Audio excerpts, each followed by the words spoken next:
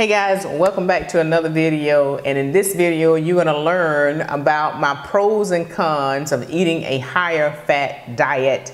And if you watched my previous video linked over here about the 7 health hacks that I've used for the last 2 years, maybe last year or so, and that video was inspired by the YouTube channel Impact Theory, so go over there and watch that. It'll be linked in the description below. But I'm going to share with you my pros and cons of eating a higher fat diet. But I want to say this before I get started. I'm trying to make sure that I say this each time that I talk about a health topic. These are my own personal opinion. I'm not asking you to adopt my opinions as your own, and you have to be responsible for taking charge of your own health. So never put your health in the hands of somebody else, and never just do what someone else is saying that they're doing when you know it's not the best thing for you. Okay, so make sure you be responsible and take care of your own health. Do what's best for you. So let's get into the rest of the video. So why a higher fat diet? One of the things that I know now is that everyone can be pretty much an expert on anything that you want to just by using the internet. PubMed is a great resource to really look up clinical research and data about different topics. And at the time that I started a higher fat diet, one of the things that I was having a lot of problems with was with mental focus and clarity, and what we call brain fog. I just couldn't focus for periods of time, and I've learned now, not only has the higher fat diet helped with that, but I also learned now that I need to work in segments. So for most of us, our focus and our attention span, even though we work 8 or 10 hours a day, we probably only get 4 to 6 hours of good solid work. And so what can you do to make sure that you're more productive in your day so you can get as much done? I know for me, there's a certain time of day that my mind just automatically just shuts down on its own. And so I just have to respect that. And I've learned how to work around it and just being more efficient. But eating that higher fat diet has helped me do that. I have noticed that my mental focus and clarity has improved tremendously. And I don't have those lows like I did before. And I also want to say this. I'm using the word higher fat diet versus the word keto because I don't necessarily do this for keto per se. But if you want to learn about keto, I'm sure there's thousands and thousands of videos on YouTube that you can learn about the keto diet, whether it's best for you or not. I don't even want to get in those conversations because I think sometimes we're so busy trying to put labels on things versus adopting something that works best for you. So you may be doing 2 or 3 different things that someone else may say not to do, but it's working for you. And that's again about taking your own responsibility for your health. I am a true self-care advocate, and I would encourage you to be the same, and healthcare advocate as well, to be the same for yourself. I believe in taking risk on me, and I don't put my life in the hands of other people. I make decisions for myself that I think is best for me. Yes, I do see doctors, and I consult with doctors, but they don't have the final authority in saying my life. I do. God does. And so I do what's best for me, and I think this was the best thing for me. So that's one of the things that the higher fat diet has done for me, is the mental focus.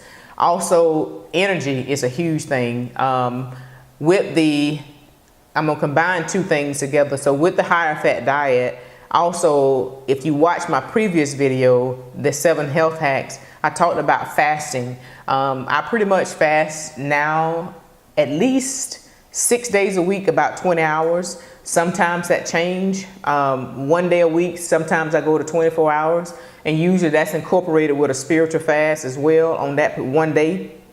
But then sometimes I may switch it up. Sometimes I'm so hungry, I don't wait those 20 hours to eat. So again, this is all about making sure that you're doing what's best for you. Listen to your body. Your body talks to you, and it gives you the biofeedback that you need in order to make the necessary changes. And if you don't know, educate yourself about nutrition. Educate yourself about these different things that people are doing. Everything is not about a pill or a potion. Sometimes it's just making simple changes in your diet that can make the world of difference. At least that's a foundation and a starting point, right? So everybody can do that. Again, if you want to look into the keto diet, again, please go search somebody else's YouTube channel, because I'm not going to get into that. So we talked about the fasting, we talked about the mental focus, we talked about the energy, and the last thing I want to talk about is, well, not the last thing. One of the thing that I want to talk about most is what I've learned is that the abdominal bloat. I struggled with abdominal bloat and distension and just being uncomfortable all day long, because typically the health and wellness field, or you want to call it the fitness field, tell you that you need 3 to 5 small meals a day, or 6 meals a day, and yeah. Again, you have to do what's best for you. And here's why. All of us are designed totally different. And I realized when I was eating throughout the day, my body never got a chance to rest. It was always fighting and pulling and tugging to digest food. And it was only until I incorporated the higher fats, which keeps me satiated longer, and the intermittent fasting, the bloat went away. That's the biggest thing who wants a bloated belly? Nobody wants that. Everybody fights against it, right? And so that's one of the biggest things that I realized. I don't have the bloat that I had before, and that's amazing. It feels good, and you don't have to work hard. What am I doing? I don't want to put on this shirt. I don't want to put on this dress. I don't want to do all these different things, and you can walk with confidence. It's a good feeling. So that's one of the pros. The cons, okay, let's talk about some of the cons. For me, the cons has been sometimes I just don't want to eat the fat, and I'm gonna tell you something, I just don't. And I know that sounds crazy, but sometimes I just don't want to eat the fat, and sometimes I don't want to eat. And I have to be careful about that, because if, say, it's time for me to eat and I start doing something else and I don't think about the food, or I drink me some water or something like that, I may forget about it. And that's not necessarily a good thing. It's not a positive per se, because if you have goals, and like, say for me, I work out and I train and I have goals and those things that I want to do, and try to sculpt my body in a certain way. Well, if I don't have the nutrition, then I'm not going to have the energy in the gym. So one thing that I know is that it will change your appetite. There are times I feel like I can eat the side of this building, but then there are times that I don't want to eat. So that's one of the cons, if you want to call it a con.